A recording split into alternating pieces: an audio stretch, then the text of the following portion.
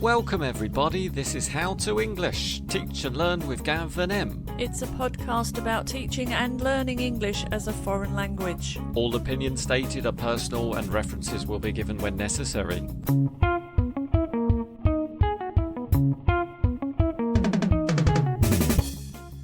I think you clicked before I finished speaking, Em. Did I? Yeah. Oops. Should we take it again? Yes. I don't think we need to. Let's continue, because today is episode 17 of Gav and Em's How to English TEFL Pod, and the letter of the episode is... Q. It is Q, and I found there were not too many words in the English language that started with Q and had some TEFL relevance. Not that many, Gav. There's questions, there's quizzes, there's quality control. Quiznaire rods? That's not Q, that's C. Oh, yeah. And we already talked about them on episode C, Gav. Therefore, followers, we have decided to do a Q&A, AMA style with G and E, or E and G. Ask me anything, questions and answers with Gav and Em or Em and Gav. That is exactly what I was thinking. What do you think, Em? Have you got some questions that you might want to ask me? And I'll do the same. I'll ask you back. Always. Many questions. Kicking off with the first question, which we didn't really resolve from the last episode, because the last episode was P, Gav, and we talked about placement tests and picture stories, and I remember we had a long conversation about it, but we never came back to the point you made about remote control. You said something that it was etched in your memory that this word remote control kept coming up during placement tests. What was that about? I did forget to go back to that topic, Em. You're quite right. Thank you for reminding me. I have the words remote control in my head because I was doing many placement tests with new students at one school, and every time we got to picture 4, the students would say, and in this picture, the dog grabbed the student would pause, and I would say, remote control. And the student would say, remote control, and then continue the story. So they didn't know what the remote control was in English? No, I think they used to say, the commander. Oh, well, that's a bit different. Thanks for clearing that up. I was wondering all this time what you were talking about remote controls for. It's a word that often pops in my head when students start describing pictures to me. Funny. To start with our questions proper, Gav, I would like to know, which country has been your favourite country to teach in and why? That is not a fair question, because the followers are simply sitting there waiting for their country to be mentioned, and it would be awful if I didn't mention their country. No, I think we're genuinely interested in your many travels and adventures of your TEFL life. Where have you liked the most? I have enjoyed so many different countries for so many different reasons. I would say that it's usually the people, the students in my classes in those countries that have stayed in my memory the most. But if you force me into the corner and ask me to answer, I will give the answer. I don't think force me into the corner is an idiom we use very commonly. But is it paint me into the corner? No, that's when you paint yourself into a corner. I think you mean if you make me choose. I think we say horrible things like if you put a gun to my head, but I'm not going to do that. Are you sure there's no idiom about boxing where I'm in the corner? Maybe if you box me in, or something like that. Just choose anyway. Go on. I would say the experiences of extremes have really stayed with me. For instance, when I lived in southern China, it was extremely hot. It was so humid that I would step out of the shower and start sweating. And I remember teaching my students, and I was just dripping with sweat all day long. So that was extremely unusual for me, because I'm not used to those super hot countries. Conversely, when I was in Northern and Eastern Europe, I experienced some extreme cold weather. What kind of temperatures, Gav? I'm talking minus 25 degrees, Em. Whoa. My beard was frozen, and so were my eyebrows, and every bit of me was absolutely frozen, Em, and it was an extraordinary experience, something I had never felt before. Those seem to be more memorable then. Extreme temperatures and people, which is very nice. And of course, I must mention the delicious cuisine, which I enjoyed in many of those countries. It makes life much more Palatable? delightful. Will also stay in that happy place in my mind. But not in your stomach. No. Sorry. Yes. Have you got a question for me? My first question for you is, what is the most creative activity you've ever used to explain grammar, and did it actually work? That's a nice question, Gav. It's nice to look back and think about all the ways there are to teach grammar. And I suppose one method comes to mind that is memorable and very creative and fun. It was a kids' class, and I allocated all the kids a word. Each child would have a word. One word per child. So, Yeah. for example, child A had the word Apple. child B, Yellow. child C, I. child D. The. Carry on. So random words. Some words were verbs, some were nouns, some were adjectives, some were adverbs.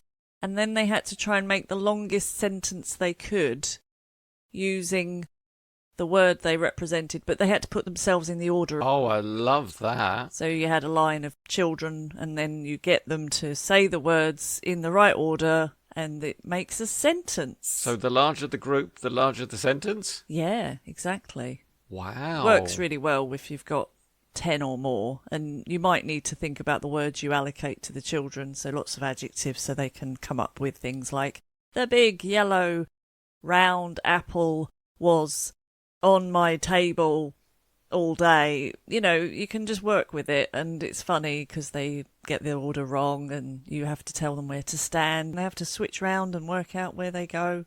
It's really funny. That is brilliant. I think that is a very memorable activity. And the kids were learning grammar. You don't have to do it with just kids. I think adults would enjoy that too. It's quite fun. As long as they don't fight over who is the apple.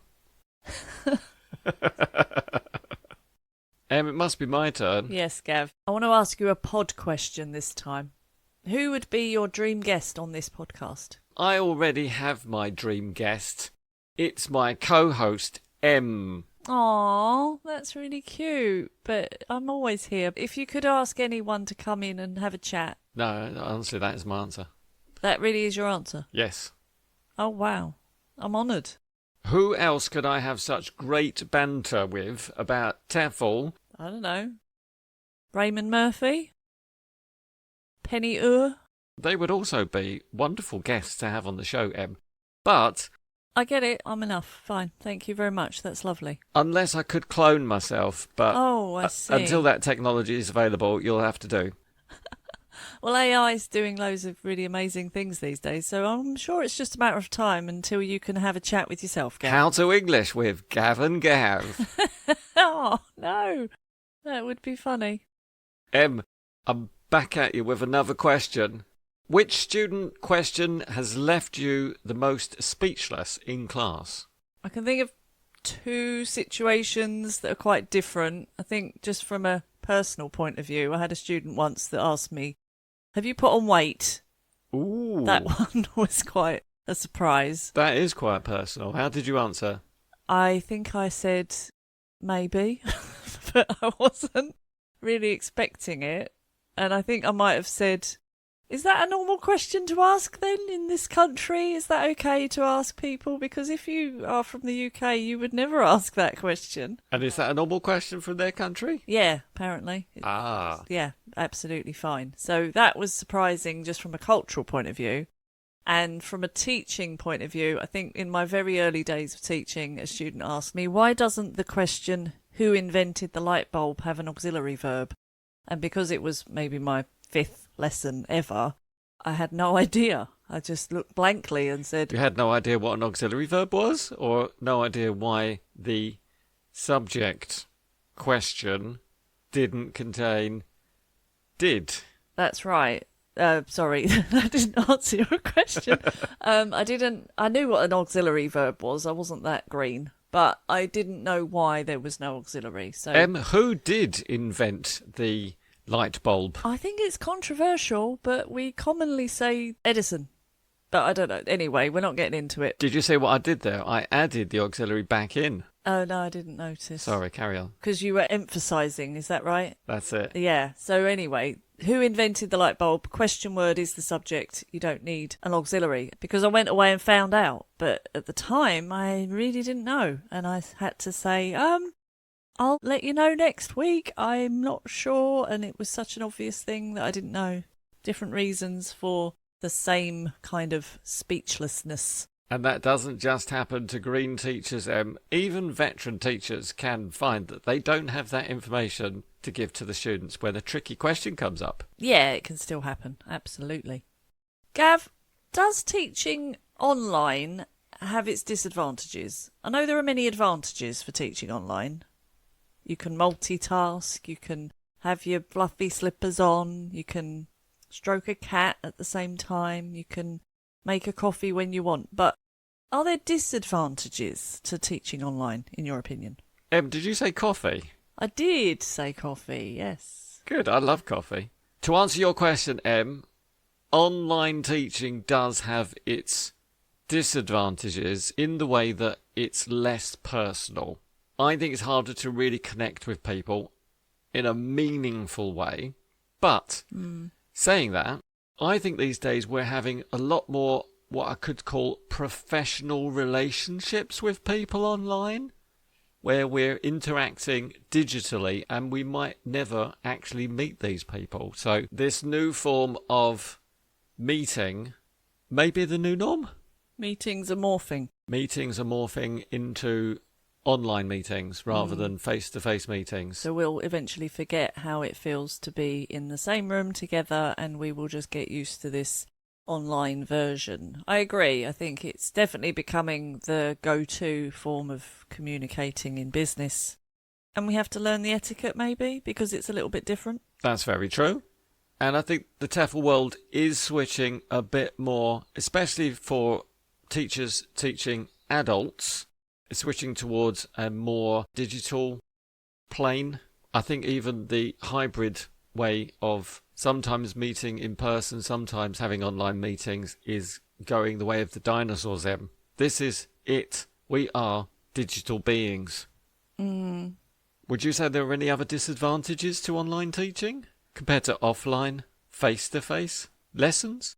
I miss the going to places. I do miss that kind of on-the-go feeling of moving around and getting up out of my seat to get on a train or a bus. There are still shared spaces, and you could go to a cafe or have a designated place which is not your home, Em. I could, but I don't see much reason to financially or in terms of time. I'm losing time if I'm doing that. But when there was the world before online meetings and I had no choice, I did enjoy that part of it. Now we've gone past that, we've gone beyond it and we can't go back, so I wouldn't want to go back to it. But I did enjoy that. I've had to let that go. Well, you never know, Em. Things might change and we might get back into our face-to-face meetings one day. Really? Okay. When the AI robots try and take over the world and we just turn the switch off and we go back to the world without electricity. And using our brains. Maybe, yeah. I'll wait for that day to come. How do you keep a straight face when a student says something hilariously wrong, Em? I'm quite good at not finding it funny because I tend to see it from the student's point of view. I do try and see what they're trying to say rather than that just sounded funny. I think, well, they were clearly trying to explain something or say something and they've just got the wrong word. So I just keep my teacher head on. And I don't go into my regular mode of how does that actually sound in normal life. So you do enjoy a bit of humour in your own free time, Em? I would find it funny because I wouldn't be thinking about the language and the grammar and maybe there's a word there that they're trying to think of. So when I see it from their perspective, I don't always find it funny anyway. And also there's only so many times you can hear someone say, I become a hamburger for lunch. It just doesn't sound funny after a while. It sounds hilarious. Yeah, maybe the first time, second time, but I've heard it 100 times now, so it's just not funny anymore.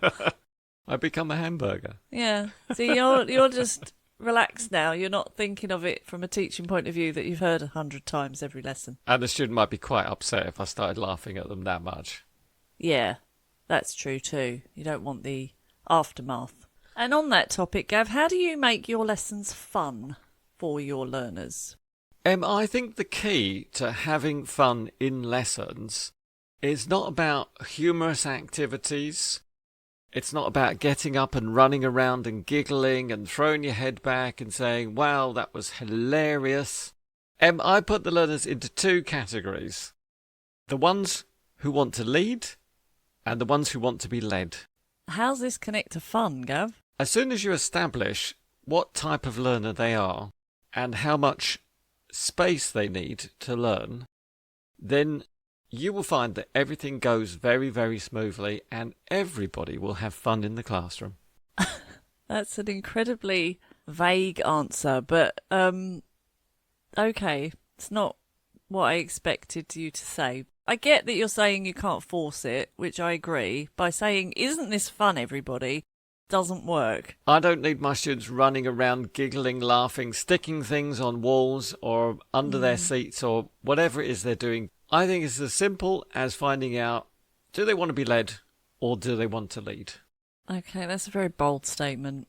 And once that's established, everything will be fine. Trust me. I know what I'm talking about, Em. Well, I believe you. I just don't know if fun is generated from that situation. But okay, thanks for your answer. My question for you, Em, is what do you do when your students hit the flow state? What do I do? Do you sit back? Yeah. Do you put your hands behind your Yeah, I head? do. Do you put your feet up on the table?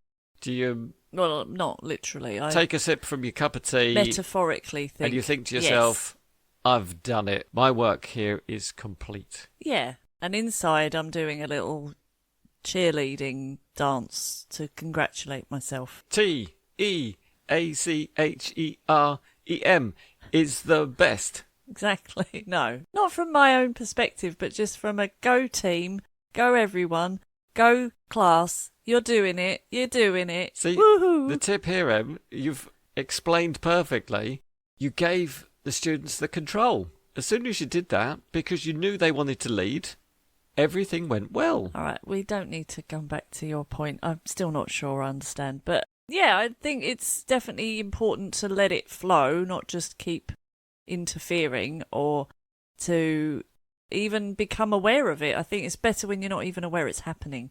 And then you can look back and say, that was a great thing we did. So yeah, go with it, I think is what I do. Maybe make a few notes for errors that might pop up during that activity. Yeah, absolutely. You don't just step in and crush it by saying, oh, I think you need to use the past simple for that sentence. And you're not looking at the clock as the minutes just tick away. Definitely not. Gav, on the topic of our pod, what has been your favourite episode so far? That is another very broad question that you are expecting me to answer within just a few moments. That's right, Gav. I expect no less. In that case, I will have to say that seasons 2, 3 and 4 that featured guest speakers, of which there were far too many to name, were absolutely amazing. I love doing collaboration. It's incredibly hard work. It's exhausting, Em, but it produces a really fabulous show. I also liked our top tips. I think we had a few episodes of top tips with dozens of other teachers, which was also brilliant. The end of season specials, yeah, they were great. It was so interesting to get different perspectives on our show. I also enjoyed working with companies to promote their products. That was really fun and an interesting challenge. Saying that, season 5, episode 15, abso-freaking-lutely, just had the best title ever, and we talked about loanwords, tmesis, oxymorons, etc., etc., I etc. remember. That was really good. Words I didn't know. New words. I learned a lot. I did too. I think all those episodes where we really got into the nuances of English were really fascinating.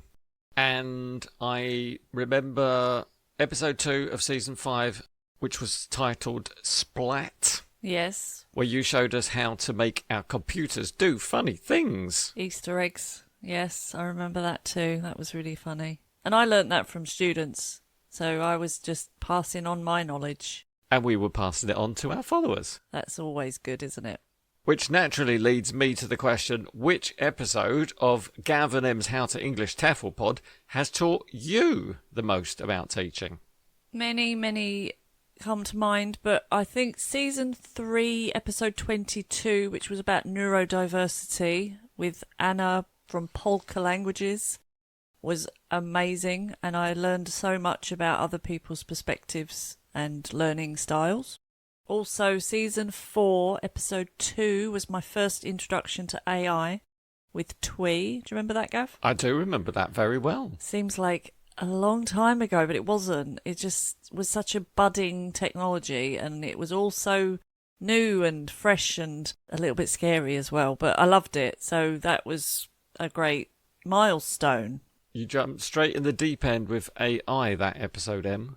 I did, and it was very eye-opening. And also season 4, episode 16 was about native speakerism, and that was a very important topic that I've learnt a lot more about since then. And I have to say, I learned a lot that I never really considered about myself. And it's something you should keep in your mind every day while you're teaching and learning, Em. Yes, Gav. So thanks to our fantastic guests. And I'm really glad we're doing this show, Gav, so we have the opportunity to highlight these things. They are also some of my favourite shows, Em. Thank you for reminding me.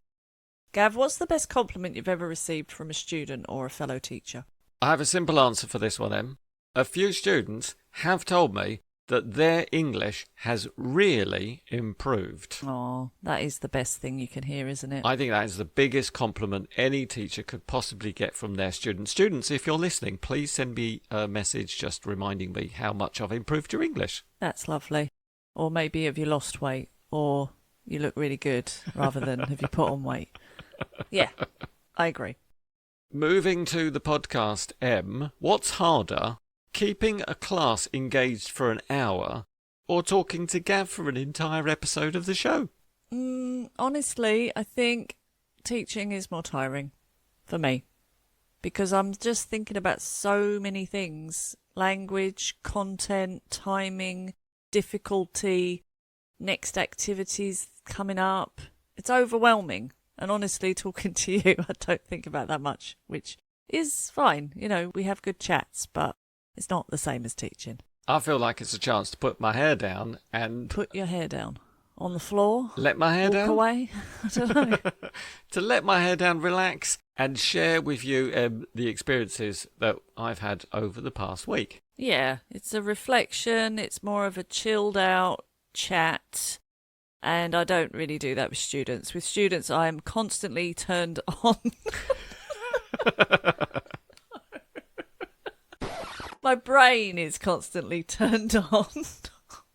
And with you, Em, I feel that you are entirely motivated and I don't have to pull you along and say to you, talk to me, student, tell me more about that. Yeah, I'm engaged talking to you. I'm obviously present, but it's just not that hard.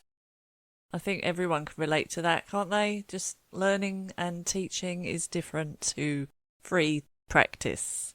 Is this what we're doing now? Free practice? We are. We're doing the free practice thing. We've had all the pre-teaching and the help to understand the grammar, and now we're just having fun with it. I'm having fun.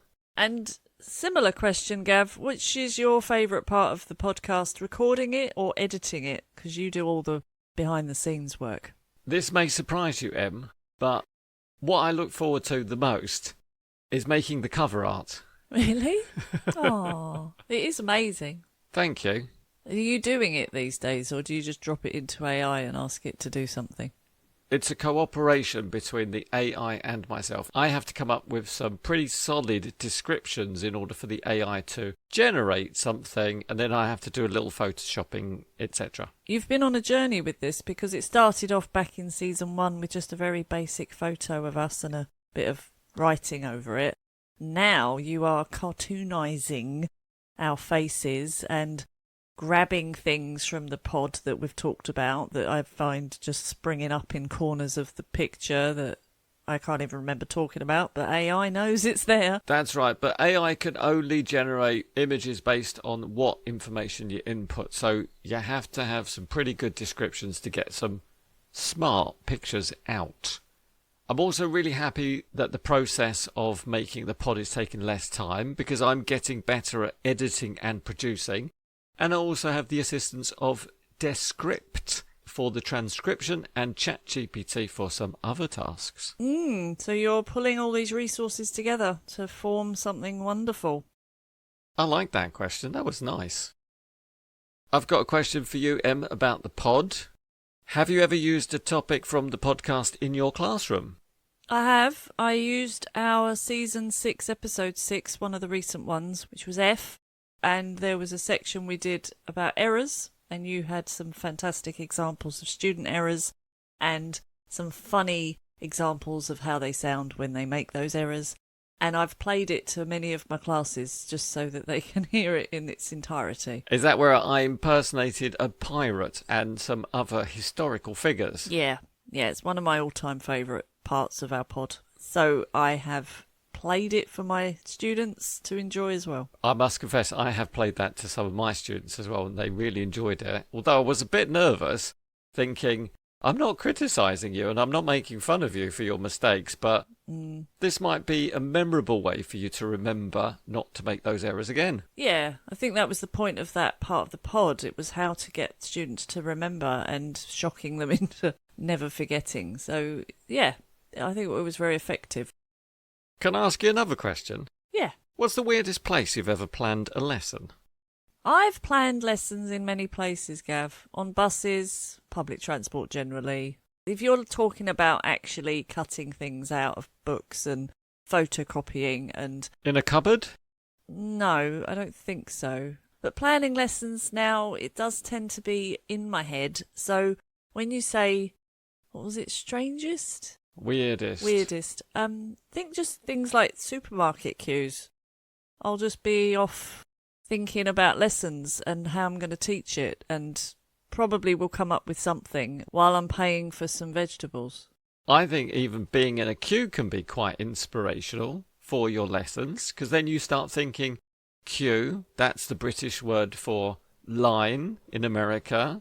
Why do we queue? Let's get up a few lists of places we're queuing for. Who knows where that lesson's going to go, Em? It could be very engaging for students. Yeah, it could be. You could be looking in other people's shopping baskets and thinking what you're going to make with that. Oh, I love doing that when I'm in the supermarket. If you just list all those things in your classroom and then say, what's going to be the meal? What's that person having for dinner tonight? Yeah.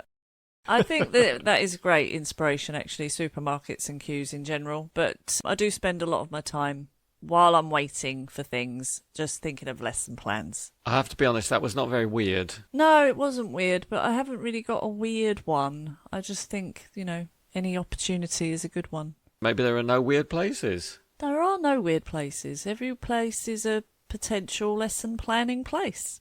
It's an opportunity. Gav, have you got one classroom activity that you use all the time that's kind of a winner activity? No.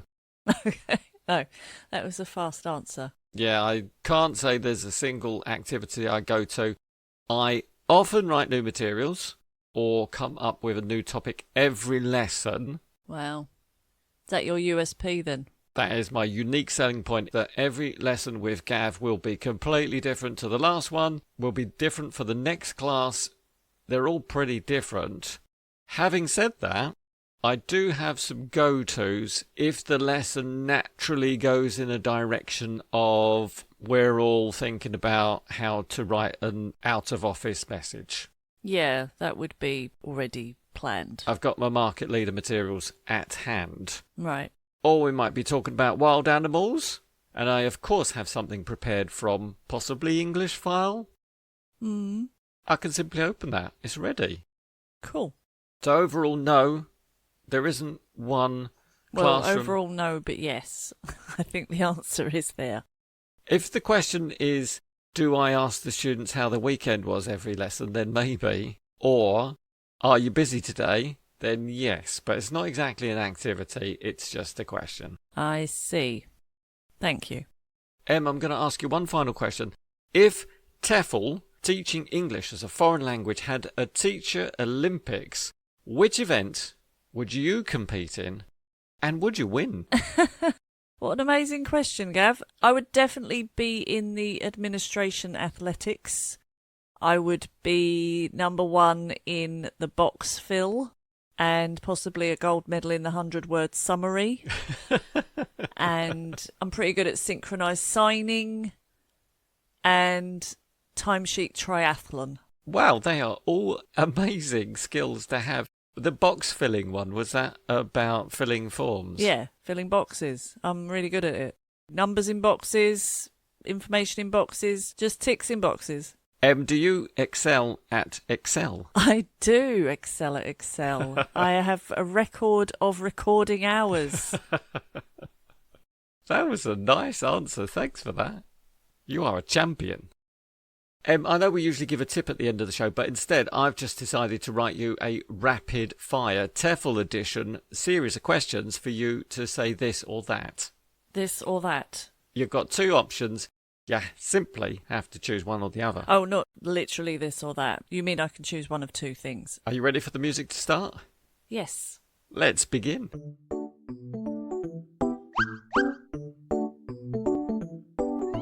Number 1. Early morning class or late evening class? Early morning. Number 2. Lesson plan or wing it? Lesson plan, every time. Number 3. Group work or pair work? Pair work. Number 4. Typing on a keyboard or chalk? Whoa. Typing. I knew that would be a tricky one for you. You got to let it go, Em. You got to let that chalk go. What happened to marker pens? They were in the middle. Number 5. Standing and teaching or sitting down? Oh, I'm a bit lazy. Sitting down. Number 6. Live class or online class? Online now. I think online. Yeah. Oh. Number 7. Fun warm-up or straight into the topic? Oh, fun warm-up. Every time. Number 8. Dogs or cats in the staff room? Wow. From a point of view of focus, I would say cats, but just from a fun point of view, dogs. Dogs. You don't get any work done, but dogs. Number 9. Coffee or tea before teaching? Tea, of course. Are you sure it's not coffee? ko-fi.com/howtoenglishpod to send us some appreciation followers. Which would be in the form of tea for me. And finally, number 10.